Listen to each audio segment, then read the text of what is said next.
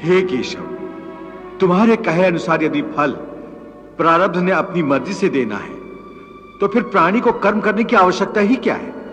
कर्म करने की आवश्यकता क्या है, यह जानने से पहले यह तो जान लो कि प्रारब्ध क्या है, प्रारब्ध कैसे बनती है। हे केशव, प्रारब्ध क्या है उसे जानने में क्या मुश्किल है? यह तो सीधी सी बात है कि जो भगवान की इच्छा है वही मनुष्य का प्रारब्ध होती है। नहीं अर्जुन, नहीं, यह धारणा सत्य नहीं है। क्यों सत्य नहीं है?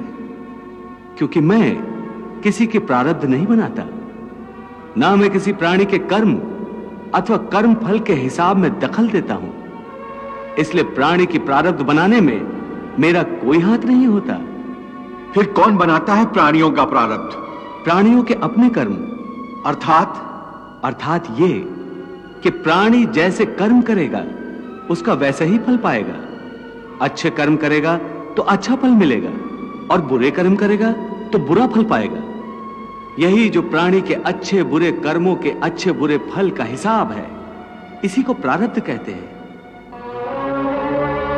अपने पुण्य कर्मों के फलस्वरूप सुख और अपने पाप कर्मों के फलस्वरूप दुख प्राणी को इसी जन्म में या अपने अगले जन्म में भोगना ही पड़ता है, वो टल नहीं सकता।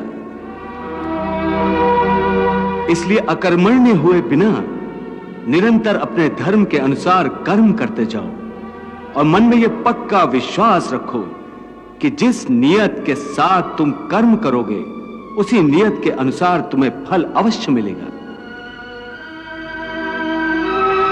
कर्म का यह अटल विधान है, इसमें कभी किसी के साथ अन्याय नहीं हो सकता।